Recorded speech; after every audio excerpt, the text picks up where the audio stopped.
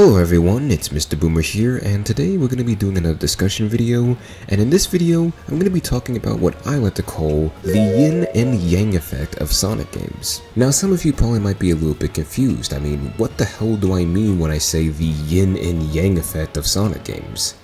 Well, to pretty much explain it for those who don't really understand the concept of Yin and Yang is pretty much an old ancient Chinese philosophy in which people believe that two forces that are complete polar opposites of each other are actually interconnected in some ways, and their interconnection is actually helpful for maintaining balance within our world.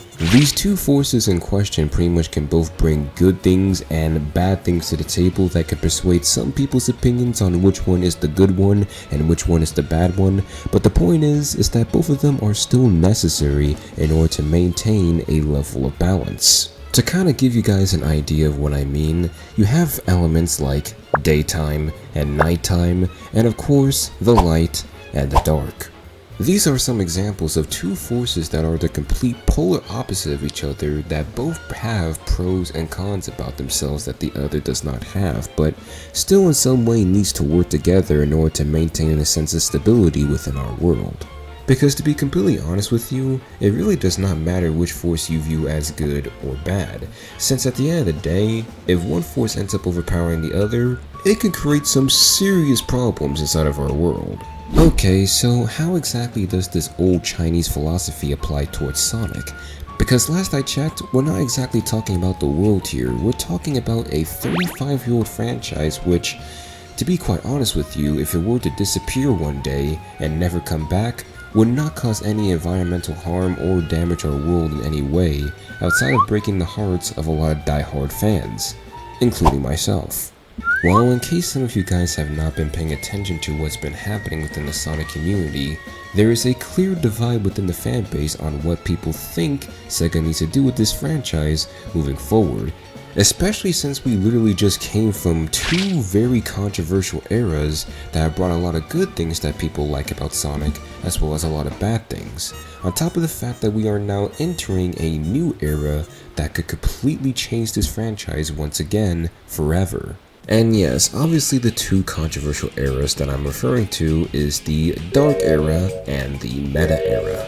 Now, to give you guys a little bit of a quick little rundown as to why I brought up these two eras specifically, is because I started to slowly notice a little bit of a pattern happening whenever Sega would make Sonic games during these two eras. Whenever Sega tries to become risk takers and add in new ideas to further innovate Sonic's gameplay, they either end up making games that have very interesting ideas but are very underpolished, or they end up making games that are polished but just have way too many weird ideas that detach the series far from what a lot of people are used to about this franchise. And on a surface level, these types of games can definitely make the Sonic series look like it's going through some type of identity crisis, because while these games can definitely appeal towards some Sonic fans, it sadly does not appeal towards all of them. On the contrary, whenever Sega plays it safe and sticks with what already works with the franchise, they end up making more Sonic games that can definitely appeal towards the general public at the cost of them feeling way too samey. Enough to the point to where the vision of these games seem to rely on using already done gameplay concepts from the previous games that end up overstaying their welcome. Or, in some cases, reusing a lot of old Sonic stages that simply only exist inside the game to milk off of the player's nostalgia for the franchise.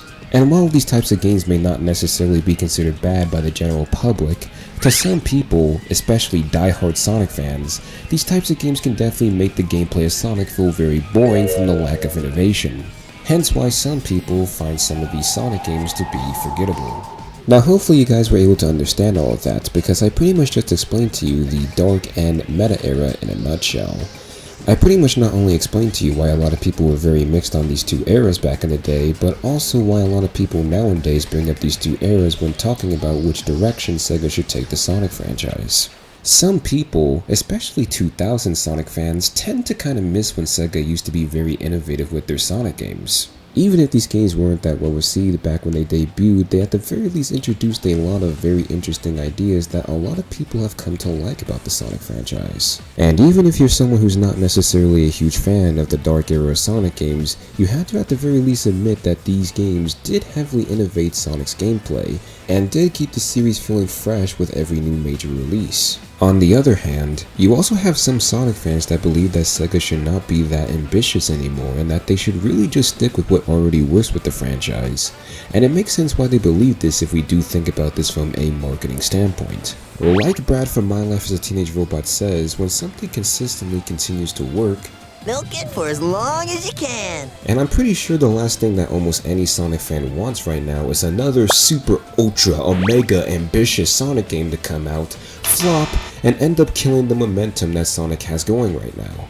Plus, some people kinda just want Sega to stay more consistent with Sonic's gameplay so that way they don't end up straying way too far from the series' original premise to where it doesn't really feel like you're playing a Sonic game anymore. And honestly, that's completely fair as well. There's probably a lot more reasons why people prefer a certain direction of the series over the other, but those are the most common reasons I see whenever people defend either of these two eras. On top of that, this is also the thing that Sonic fans are constantly barking about whenever they argue amongst each other about which direction Sega should take the franchise. Now, like I said at the start of the video, even though these two eras are the complete opposite of each other, it really does not matter which one you think is good or which one you think is bad, because that's really only one way to actually look at this whole situation. Here's another way. I personally think that Sega should actually be using a combination of both of the era's ideas and directions when making future Sonic titles. This way, the franchise actually keeps a level of balance with the amount of things that people want to see inside the series, while also still progressing forward. This is kind of where the yin and yang effect starts to come into play here. Because like I said earlier inside the video, you could argue that both of the eras have brought a lot of good things, but also equally brought a lot of bad things to this franchise. And we've all pretty much seen the results of what happens whenever Sega leans too far into one direction. They end up making some not so great games that end up doing some pretty big damage to Sonic's reputation. Or in some cases, they end up making games that end up misreading what a lot of fans really want out of the franchise. And considering the fact that a lot of fans nowadays are still asking for Sega to make sequels to some of their old Sonic games, there will inevitably be a point where people want Sega to pull the brakes and to just stick with what already works with the series. The same thing also applies with innovation. Once enough Sonic fans start getting tired of seeing the same concept rinsed and repeated for another 10 years, there will eventually be a point where people would want Sega to try and do something new with the franchise again, just to stop it from becoming stale. This is pretty much just a cycle that not only plagues the Sonic community, but just practically any community that you could think of that exists inside this world. Which is why I think it's important that Sega and Sonic Team try to maintain a balance between being innovative with the Sonic franchise and also just playing it safe. Because either way, there will inevitably become a point where they will have to swap directions in order to keep people interested inside this franchise. And honestly, despite the game being a bit controversial nowadays, Sonic Frontiers is quite literally one of the only examples of a Sonic game that blends the best of both worlds, playing it safe while also trying to be innovative. Sure, yes, the game may not be that different from any of the previous 3D Boost Sonic games, especially when we're talking about the cyberspace levels. But the game still tries to be innovative, centering most of its gameplay around its open hub worlds, which does keep the gameplay of Frontiers feeling fresh. And since the game doesn't stray too far from what people were already used to from the previous 3D Sonic games, it allows people who have played those previous 3D Boost games to easily transition into Frontiers without the games feeling so vastly different that it almost feels like you're not playing the same game from the same franchise anymore. But at the same time, Sega tried something new with Frontiers while also keeping the series familiar to people who are fans of the franchise. Which is the reason why Frontiers ended up sticking out within the gaming community and ended up selling way better than some of the previous Sonic games that came before it. Yin and Yang. And considering the fact that a lot of people are anticipating the next mainline 3D Sonic game to be some type of sequel to Sonic Frontiers, this only showcases that this direction that Sega decided to take with this game is not inherently a bad one, and that them keeping a nice balance between being innovative and playing it safe is actually integral in keeping the series relevant.